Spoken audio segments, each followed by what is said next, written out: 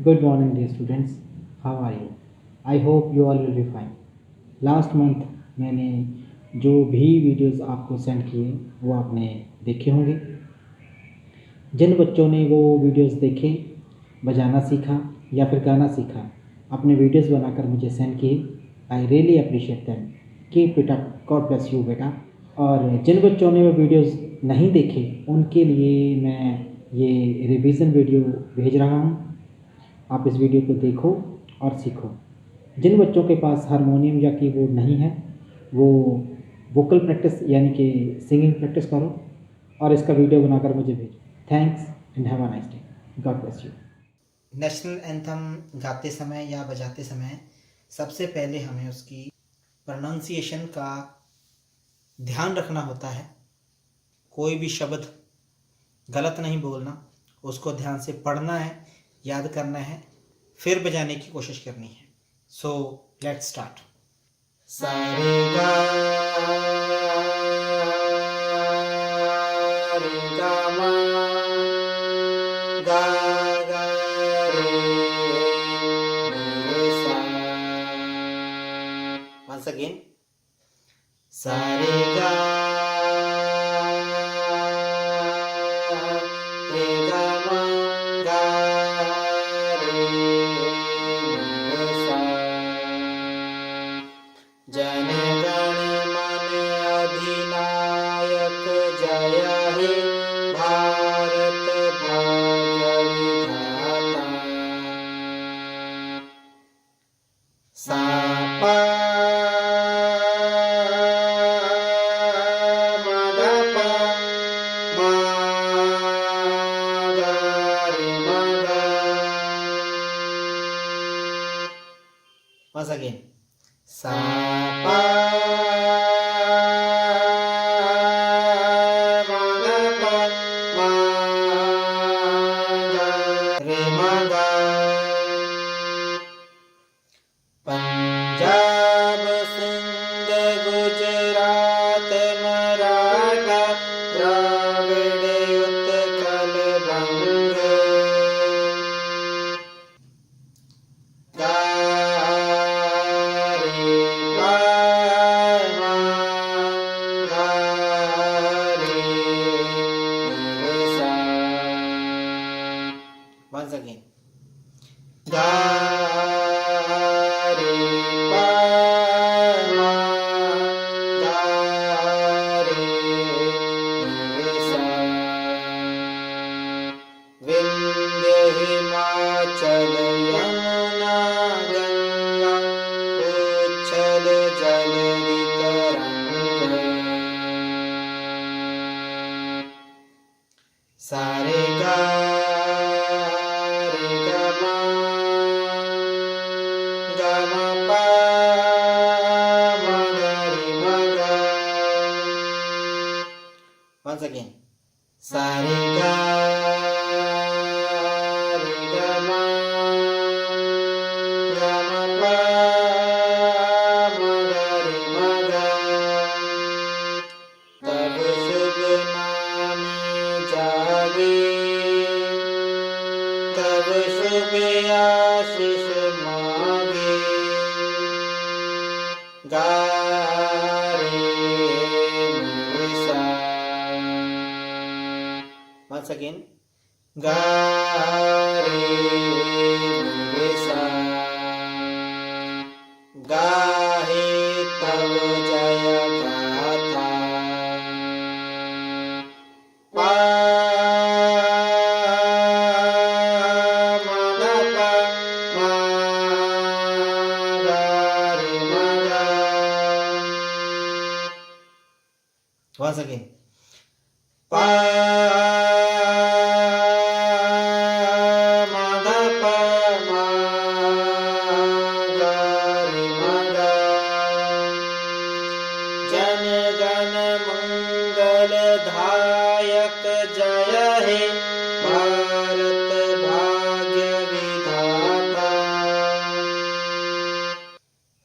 नि नि सा नि ध नि पा पा धा। Once again. नि नि सा नि धा नि प प धा। जय हे जय हे जय हे। सा रे गा रे गा मा। सा रे गा रे गा मा। जय जय जय जय हे।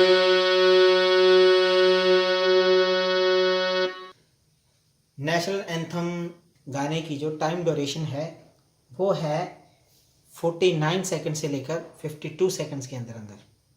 सप्तक, शुद्ध स्वर, कोमल स्वर, तीव्र स्वर और अचल स्वर के बारे में जानेंगे। किसी भी राग में किसी भी गीत को, किसी भी कविता को धुन में लाने के लिए, उसकी कॉम्पोजिशन बनाने के लिए शुद्ध, कोमल, तीव्र और अचल स्वरों की जानकारी होना बहुत ही ज़रूरी है। सबसे पहले सप्तक।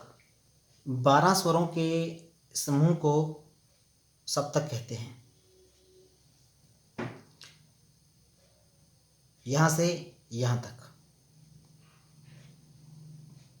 ये एक सप्तक है। 12 स्वरों के समूह को सप्तक कहते हैं।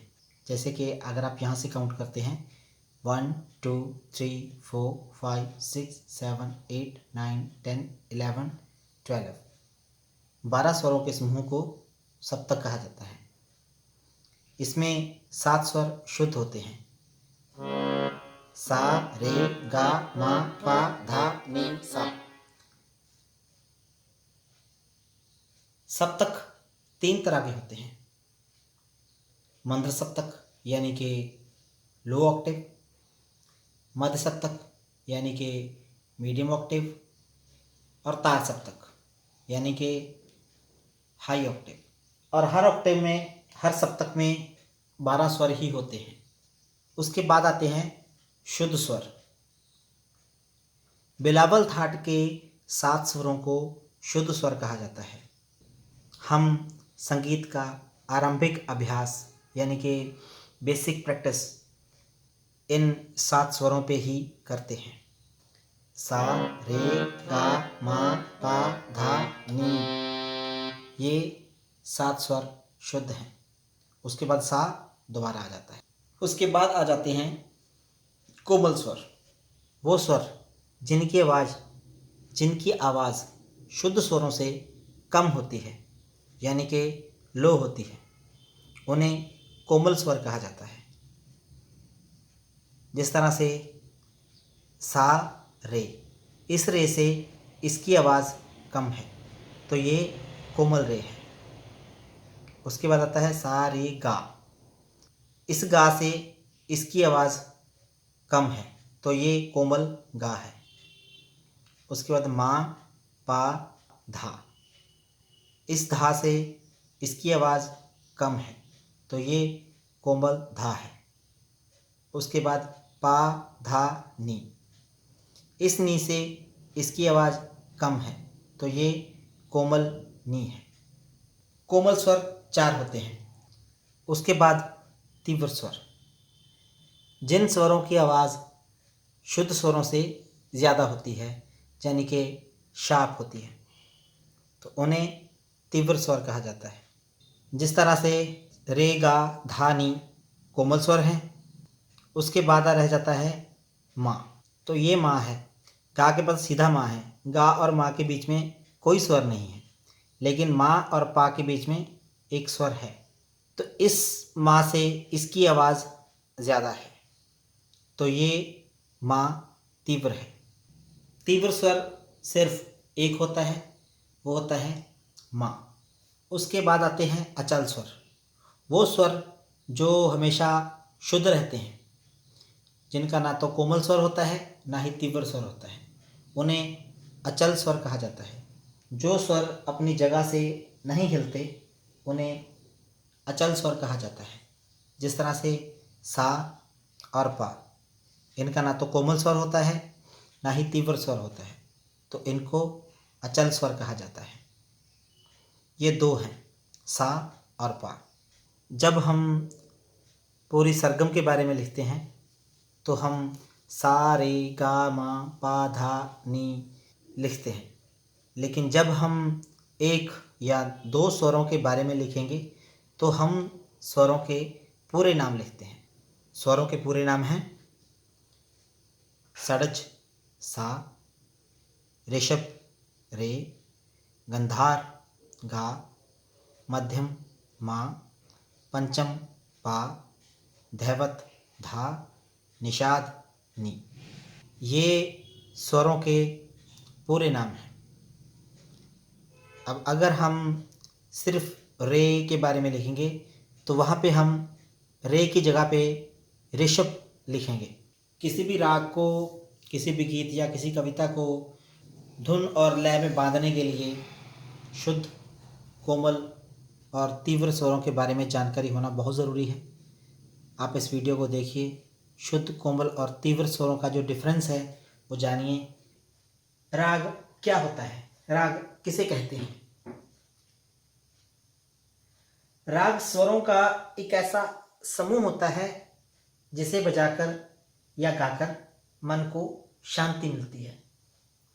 राग शब्द रस धातु से बना है, जिसका अर्थ है प्रसन्नता, प्रसन्न करना। राग में स्वर और शब्दों का मेल प्रसन्नता को, शांति को उत्पन्न करता है। सो ये राग की परिभाषा है। अब राग के क्या नियम हैं? राग बनाने के, राग गाने के क्या रूल्स हैं, क्या नियम हैं?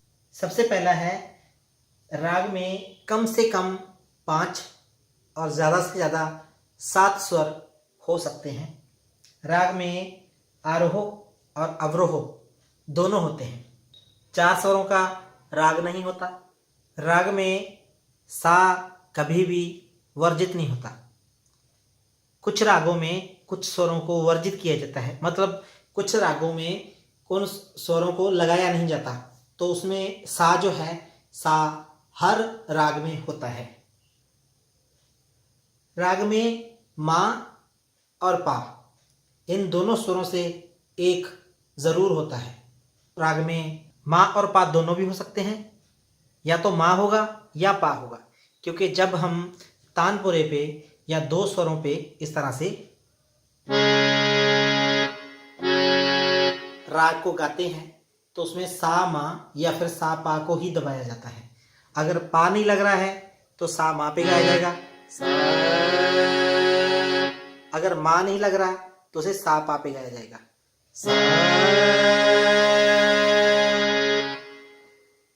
इस तरह से।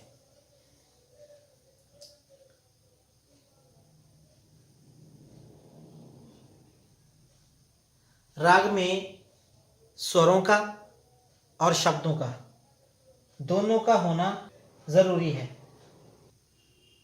उसके बाद आते हैं राग के प्रकार। राग के प्रकार को हम राग की जातियां भी कहते हैं। सबसे पहले आती है संपूर्ण जाति। संपूर्ण जाति जिसमें 7 स्वर लगाए जाते हैं, इस तरह से।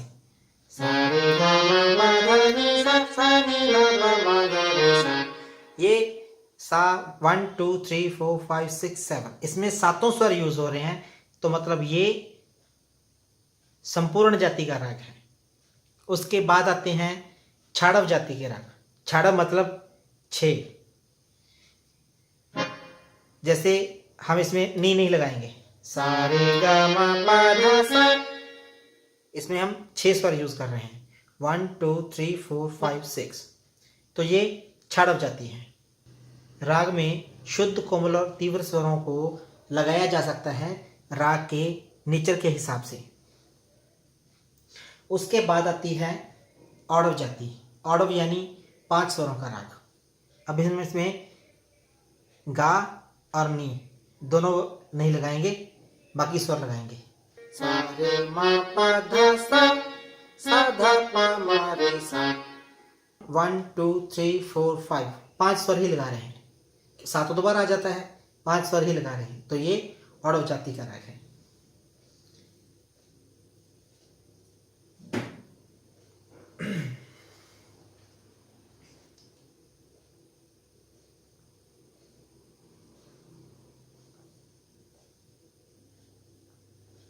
उसके बाद इन 3 रागों की 3 उपजातियां बन जाती हैं। जैसे कि जब हम संपूर्ण राग बजाते हैं तो उसमें एक होती है संपूर्ण संपूर्ण, एक होती है संपूर्ण छाड़व, एक होती है संपूर्ण औडव, यानी कि आरोह और अवरोह के अकॉर्डिंग। अगर किसी राग के आरोह में 7 स्वर लगते हैं, यानी कि हम जाते हुए 7 स्वर लगाते हैं और आते हुए भी 7 स्वर लगाते हैं, तो वो संपूर्ण संपूर्ण है। और वहीं पे अगर हम जाते हुए 7 स्वर लगाते हैं और इधर से आते हुए 6 स्वर लगाते हैं, तो वो संपूर्ण छाड़व है। उसी तरह से अगर हम जाते हुए 7 स्वर लगाते हैं और आते हुए 5 स्वर लगाते हैं, तो वो संपूर्ण औडव है। अब संपूर्ण संपूर्ण जाति तो ये है,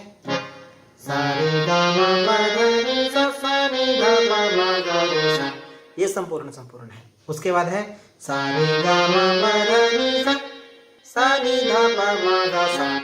अब हमने रे को छोड़ दिया, तो मतलब ये हमने जाते हुए 7 स्वर लगाए, आते हुए 6 लगाए, तो ये संपूर्ण छाड़व है। उसके बाद आती है संपूर्ण औडव।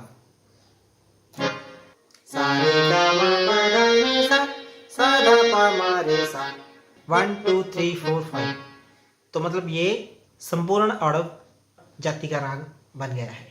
उसके बाद है छाड़व जाति, यानी कि 6 स्वरों की। अब सेम ऐसे ही जिस राग के आरोह में 6 स्वर और अवरोह में 7 स्वर लगेंगे, वो संपूर्ण छाड़व होगी। जिस राग के आरोह अवरोह दोनों में 6 स्वर लगेंगे, वो छाड़व छाड़व होगी। जिस राग के आरोह में 6 स्वर और अवरोह में 5 स्वर लगेंगे, छाड़व औडव होगी। इस तरह से औडव है। आरोह में 5 स्वर, अवरोह में 7 स्वर, औडव संपूर्ण है। आरोह में 5 स्वर, अवरोह में 6 स्वर, औडव छाड़व है। और आरोह में 5 स्वर और अवरोह में भी 5 स्वर, औडव औडव जाती है।